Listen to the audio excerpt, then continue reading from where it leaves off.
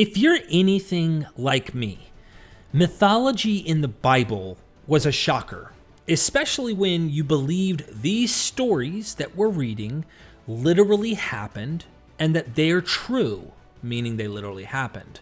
We had this sense of this must have happened for it to be true. I mean, even the more liberal Christians, if you ask them, did Jesus literally rise from the dead? Is that a historical fact? I mean, I don't know any liberal ones who will say, no, that's mythology too, or legend, and that didn't happen. I don't know any. I know that the liberal ones even have to die on that hill. So what if this is mythology that we're dealing with in the Bible? Joshua Bowen, who not only has Hebrew down, he's an expert on knowing these Semitic languages, but he's an Assyriologist.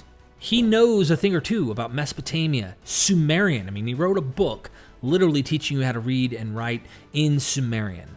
Joshua Bowen flew out here, did a 7-lecture course on mythology that influenced the Bible.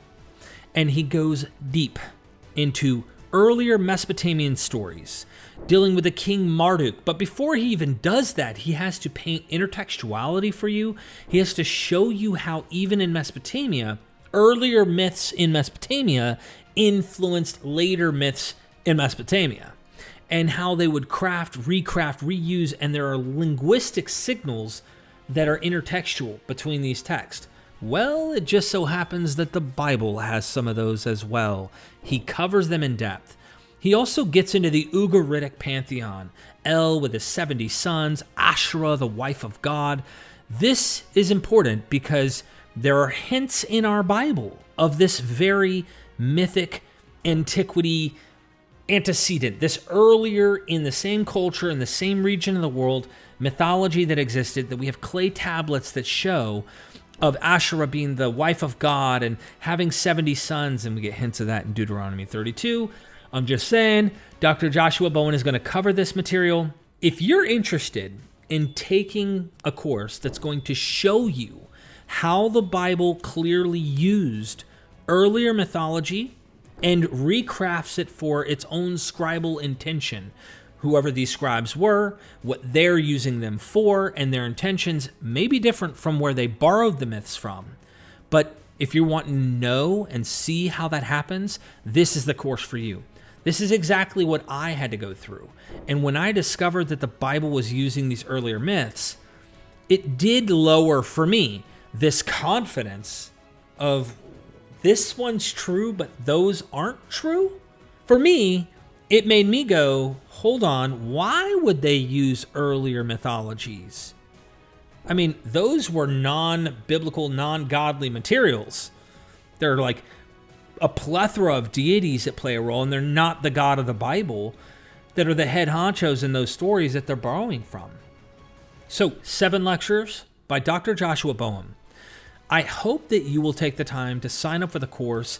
It helps Joshua Bowen, it helps MVP courses, and it helps encourage more public-facing education for more people to learn about the stuff that's actually going on in these major institutions all across the world, higher education. And instead of expecting the average mom and pop or average person to just pick up these scholarly books and read and learn all of this material, some people have a difficulty of diving into this more complex material, and they can get it all kind of explained, spelled out with visuals and PowerPoints and stuff, as Joshua Bowen does and other scholars on MVP-courses.com. So make sure you go in the link, sign up, get the course, check it out, dive deep into the mythology. He also has another course we're working on when it comes to Bible and slavery, so you're going to want to stay tuned for that as well. But mythology, I'm in love with mythology. I love learning this stuff. And while I went through this phase of it all happened, I believe Jesus is God in the flesh, all that, to, oh my gosh, it's all mythology, and it becomes like every golden nail you see a little bit of this mythology, everything becomes mythology. Then you kind of backpedal and you go, hold on, maybe there's some kernels of truth or history in terms of what actually happened in some of this stuff in the Bible. But you stop using it necessarily as a weapon and more about an appreciation, and you appreciate the story, the myth, the lessons. And you can also see some of the bad stuff that's in there.